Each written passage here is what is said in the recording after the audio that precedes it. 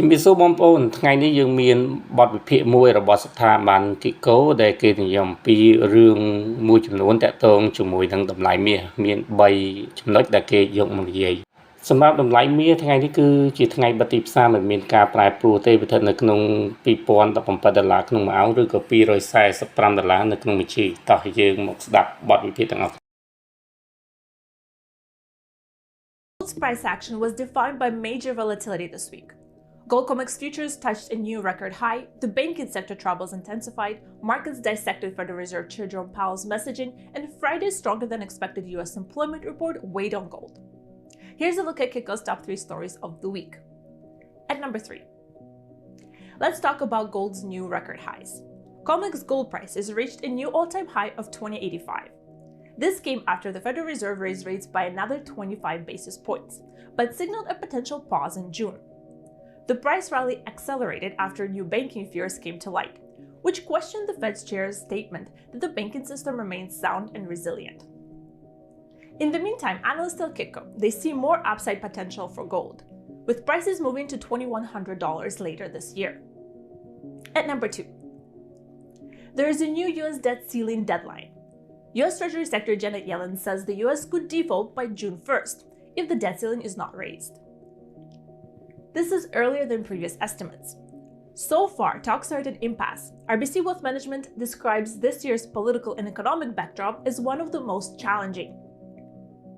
RBC rules out a default scenario for this year, but it does fear that the United States is just a few negotiation cycles away from resorting to a legal loophole to avoid a default. One such option is minting a $1 trillion platinum coin,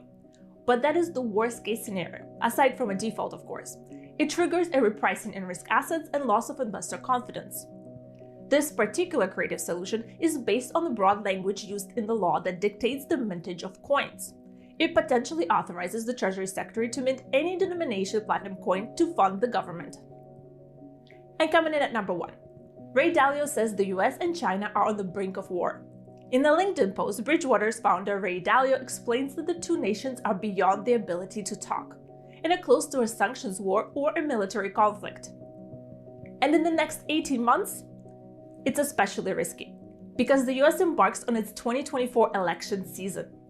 Dalio is also calling on both countries to agree to specific rules if a war breaks out to contain the conflict.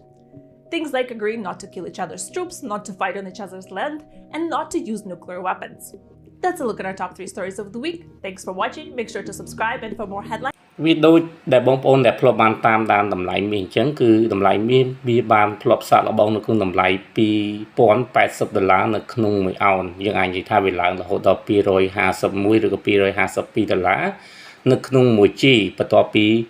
មានរបាយការណ៍តាក់ទងជាមួយនឹងភាពភ័យខ្លាចទៅលើវិបត្តិធនាគារ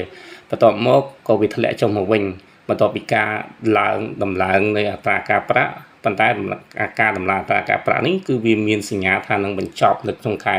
6ជាមួយនឹងរបាយការណ៍ Non-Farm Payroll និង Job Employment Data នឹងធ្វើឲ្យតម្លៃមាសនឹងចាប់ផ្ដើមចុះថោកមកវិញនៅក្នុងបទវិភាគនេះគេនិយាយថាមាសនឹងអាចឡើងរហូតដល់$2,100នៅក្នុងឆ្នាំនេះបន្ទាប់ពីមានការសាកល្បងនៅក្នុងតម្លៃ$2,080ទោះបីជាមាន statement ដែលបានបង្ហាញចេញថាធនាគារវាមានភាពធន់ក៏ដោយនឹងរឿងទី1ដែលគេបាននិយាយចំណែករឿងទី2តាក់ទងជាមួយនឹង debt ceiling តាក់ទងជាមួយនឹងរបាយបំណុលរបស់សហរដ្ឋអាមេរិកតាមពិតបងប្អូនដែលធ្លាប់បានស្ដាប់ខ្ញុំក៏ដឹងច្រើនតាក់ទងជាមួយរបាយបំណុលសហរដ្ឋអាមេរិកប៉ុន្តែនៅចំណុចមួយដែលខ្ញុំអត់បាននិយាយតាក់ទងជាមួយនឹងការយកនៅកាក់ platin ចំនួន1 trillion កាក់ក្នុងការសងបំណុលចំណុចនេះគេអត់បាននិយាយលម្អិតអញ្ចឹងខ្ញុំអាចនិយាយលម្អិតប្រាប់បងប្អូនបន្តិចសហរដ្ឋអាមេរិកដែលត្រូវបានអស្ចារ្យឡែនគាត់និយាយត្រង់តែម្ដងតាក់ទិនជាមួយនឹងបំណុលតែគាត់បន្ទាប់ពីគាត់បានមើលទៅលើប្រព័ន្ធបង់ពន្ធទៅលើវិក័យប័ណ្ណបង់ពន្ធហ្នឹងគាត់បានធ្វើការព្យាករណ៍និងសន្និដ្ឋានថាសហរដ្ឋអាមេរិកអស់សាច់ប្រាក់ក្នុងការបង់សងនេះគាត់មានការស្នើសុំឲ្យមានការសោះស្រួលគ្នារវាងគណៈបក2និងនាំពាក្យរដ្ឋាភិបាលលោកមីម៉ាកាធីលោក Biden ជាមួយនឹងគណៈបកប្រជាធិបតេយ្យដែលបច្ចុប្បន្នហ្នឹងនៅតែអ្នកចូលឈ្មោះជាមួយនឹងលោក Trump ដដែលទេកុំឲ្យមានការខ្វែងគំនិតគ្នានៅក្នុងហ្នឹងលោក Marketing ក៏បានលើកនៅមូលហេតុមួយដែលអាចជួយក្នុងការពន្យាពេលប្រសិនបើពេលវេលាទាំងអស់ហ្នឹងវាអាច overlap មិនមានការសម្រេចទៅលើ ការលើករបស់ទីនៅក្នុងថ្ងៃទី1ខែ6គឺយកកាក់1 trillion ផ្លាទីនហ្នឹងទៅសងការប្រាក់សម្រាប់ខែហ្នឹងហើយការធ្វើបែបនេះអ្នកវិភាគឬក៏សេដ្ឋទូនិងមន្ត្រីហេដ្ឋារចនាសម្ព័ន្ធអាចនិយាយថាវាអាចបង់សងបានបំណុលហ្នឹងក្នុងរយៈពេល1ខែកាក់1 trillion ហ្នឹងណាបងប្អូនប៉ុន្តែវាមិនមែនជាមធ្យោបាយល្អទេហើយវានឹងធ្វើឲ្យមានការបាត់បង់ទំនុកចិត្តអ្វីដែលធ្វើនេះទៅបានរុញច្រានដោយគណៈបកសាធារណរដ្ឋហើយគឺអត់ព្រមយកវិធានការរបស់លោក Marketing ហ្នឹងយកទៅប្រើប្រាស់ទេប៉ុន្តែក៏អត់ទាន់ឃើញការចរចាដែរការចរចាគេនឹងនិយាយថាវាអាចចាប់ផ្ដើមនៅក្នុងអាទិត្យក្រោយនេះប្រសិនបើមានសញ្ញាណាបងប្អូនគឺការចរចាហ្នឹងគឺនឹងមានភាពវិជ្ជមានច្រើនទៅលើសេដ្ឋកិច្ចរបស់សហរដ្ឋអាមេរិក